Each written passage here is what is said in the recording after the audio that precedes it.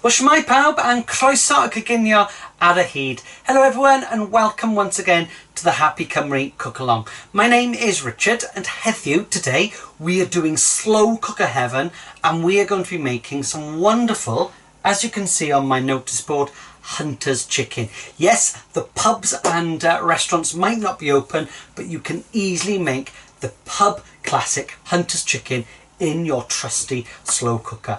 Just as with all of the cook-alongs, now that I have sorted out my computer bits and we're ready to get started, I just quickly need to go and wash my hands. So I'm going to be looking at my imaginary clock, 15 seconds and 33 milliseconds, just to quickly wash my hands, and I will then be back in the room. So I will see you in 15 milliseconds and 32 milliseconds. I will be back.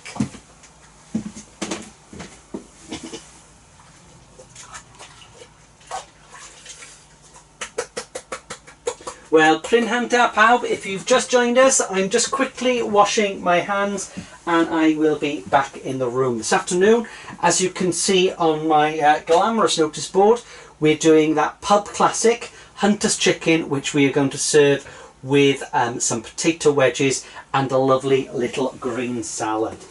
Bear with me, I'm just drying my hands off. My paper towel goes into the bin.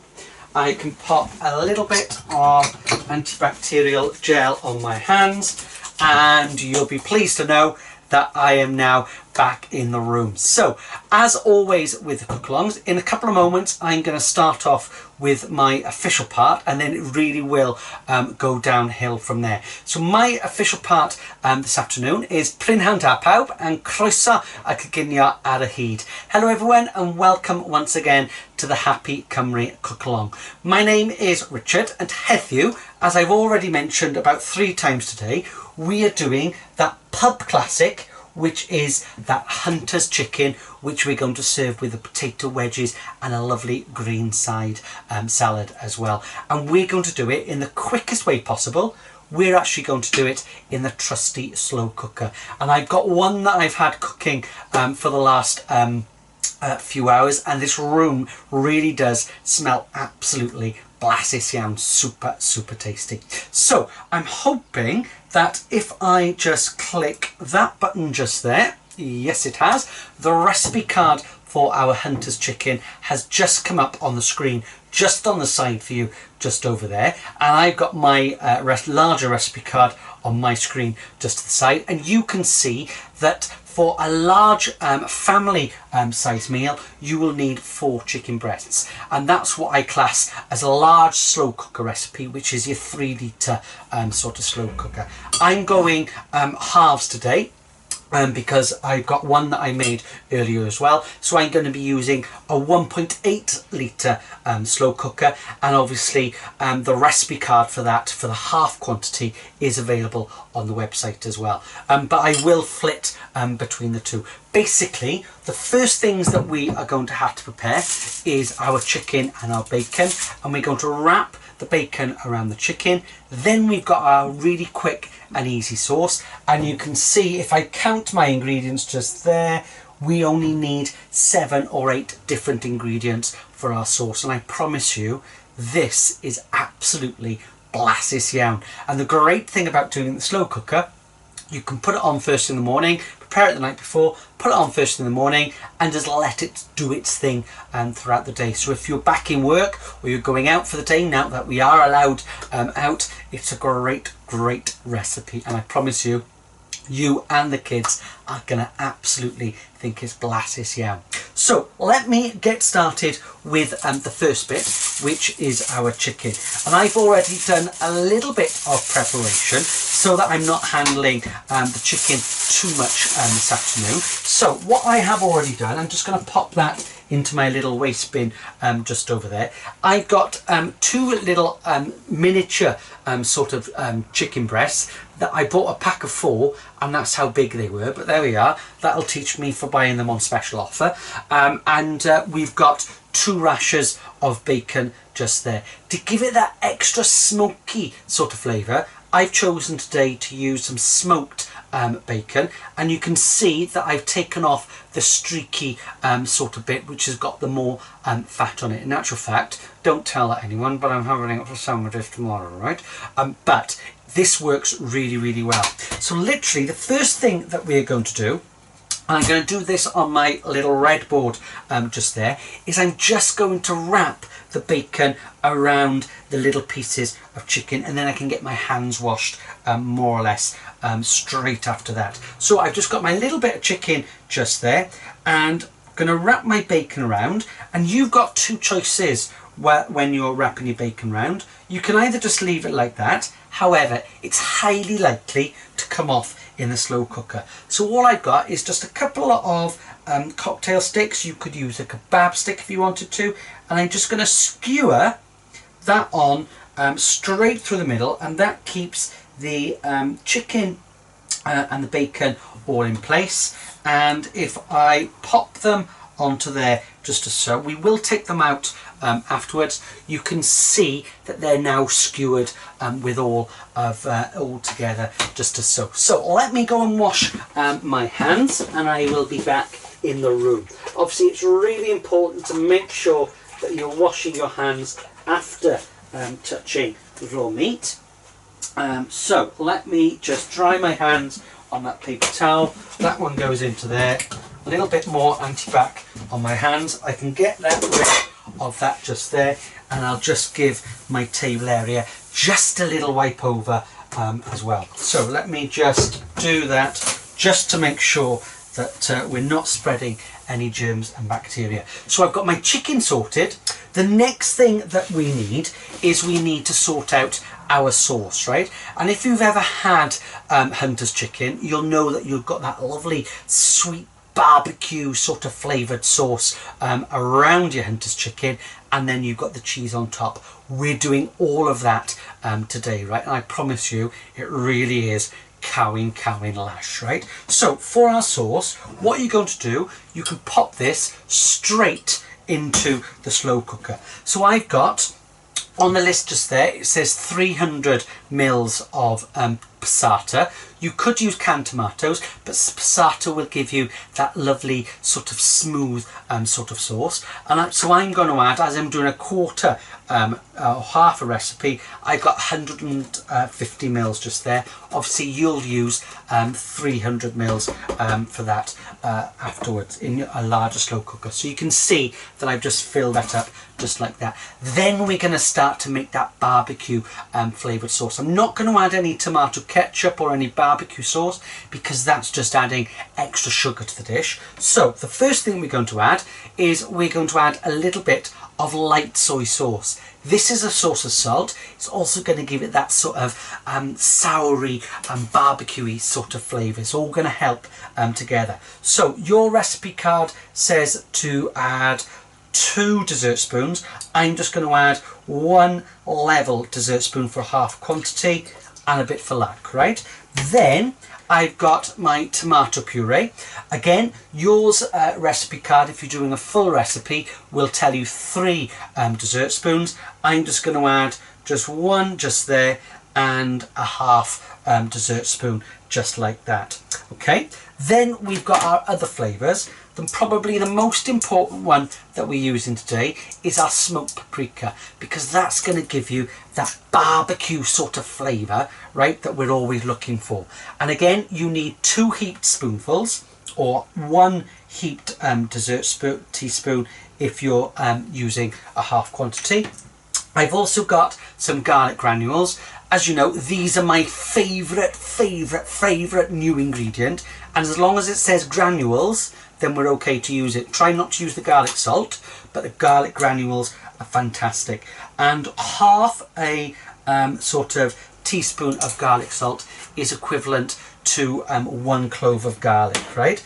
I've got my trusty parsley, so I've got half a teaspoon of that. And the last thing that I need is just up here. I need 1, as it says on there, or half a teaspoon of our mixed herbs. The final thing that I am going to add is our stock cube. And as you know, this stock cube is going to be our source of salt. So the recipe card says half. I'm just going to add a quarter, just like that, right? So you don't need a huge amount because obviously you got the salt from that. The final thing that I'm going to do, I'm going to move that over, is I'm just going to give that, joke alert, I'm going to give that a little mix in one direction, right? So just to give all that just a little mix. If you think it's a little bit thick, you can add just a little spoonful of water, right? So I've added another 50 mils of water. I always say that there's lots of different types of passata that you can get. Some are a little bit watery, some a little bit thicker. This one that I'm using today is a little bit thicker, so I've just slackened it down with a little bit of water. And literally all that we are then going to do, I can move those bits just over there, okay, is add my chicken, right? And you might not be able to see this bit, but I'm going to add my chicken straight into there, okay? And all that we are going to do is I am just going to pop them in. Sorry, I've stopped talking because I'm trying to concentrate, right? I am a typical man. You're just going to mix them into the mixture just like that, just until they're all coated with that chicken. I don't know whether you can see that, but you can see that it's all coated in that chicken. Then the last thing that you're going to do is pop your slow cooker lid on, and then you transfer it to your slow cooker, and you're going to cook it on low for about 6.5 hours, or high on, let me just check, about 2.5 to 3 hours, right? And I promise you, your chicken will be nicely cooked, the sauce would have thickened slightly, and the bacon would have cooked off as well. And you can see, as if by magic, after 5 hours on low, your chicken will be cooked, and you've got all of that lovely just in there. This, don't panic, this is lukewarm now because it's just been on reheat just there. So I'm just going to take that away and pop that just underneath. The final thing that we need to do for this is to add our little bit of chicken, or rather than the chicken, the cheesy sort of top. So I'm just going to pull out our chicken just here, and if I pop that just onto my little plate, just as so, and I've got that one just there. The last thing we're going to do is I then need to pull out my little cocktail sticks, just as so. Not as easy as I thought it was going to be, right? But at least if it's hard to get out, at least you know that your chicken is thoroughly cooked. So take those out because they're not very pleasant when they go onto the plate like that. And then literally all of your sauce you're going to pop into a little container, and then we're going to melt the cheese all over the top, right? So literally I've got my lovely thick sauce just as so. That goes on as a little base. I've got a little bit to pop on top afterwards. I can add my 2 breasts of chicken, and this is going to be enough for 2 people. So let me just pop that one on just as so. And then I'm not going to waste any of that sauce. I'm going to scrape that down. Let me just grab myself a little scraper. I'm going to scrape that all on just as so. We're not going to waste any of that lovely sauce. And I've got some spare sauce just in here, so it's going to cook. That cheese is going to melt into the sauce, and I promise you this is absolutely blasisian. So let me pop those bits just there. The last thing that we have got as our little topping is our cheese. So with my cheese, I just need to grab myself a little cheese grater, and you'll notice that the recipe card says to use a mixture of cheese, mature cheddar cheese, and also mozzarella. I'm just going to use the mature flavoured cheese today, and I'm going to use 50 grams rather than the 100 grams, and I'm just going to grate my cheese on top like as so. I probably don't need too much more, and then that goes under the grill or in the oven under the grill for 8 to 10 minutes on a low to medium heat, just until that started to melt. And I promise you, when you serve those with some homemade potato wedges and a lovely green side salad, this is absolutely blassis yum. So let me just pop that just into there, and then I can pop all of those just in the corner over there. I'm going to wipe over my table once again, and then I'll quickly show you what we're going to serve our little potato, our little chicken with in a couple of moments. So let me just pop a little bit of antibacterial gel on my hands, and as I said, the first thing that we are going to serve them with today is a little bit of sort of homemade potato wedges, right? And I've got my little wedges that I made just before the start of the session. They've been keeping warm on top of my oven just there, and these are new potato sort of wedges. Couldn't be any easier to make, right? I've just got some new potatoes which I have washed off, and then all that you are going to do, I've got some sort of knife just there, is I'm just going to cut these into little quarters just like that. I'm just going to show you with these two little sort of potatoes just there. So I've got my potato wedges just there. You're looking for approximately 4 sort of small new potatoes per person, right? 4 to 6, depending on how small and how big they are. They go into there. Then per person, I'm going to add 1 dessert spoon, or teaspoon rather, of bog standard sort of vegetable oil. So that goes on top. If you're a spray oil sort of person, probably about 6 little sprays. I've then got some mixed herbs that I'm going to add, which is going to add that lovely little bit of flavour. So we're not having to add any extra salt. Give that a little mix just like that. Make sure everything's coated, and then that goes onto a little baking tray.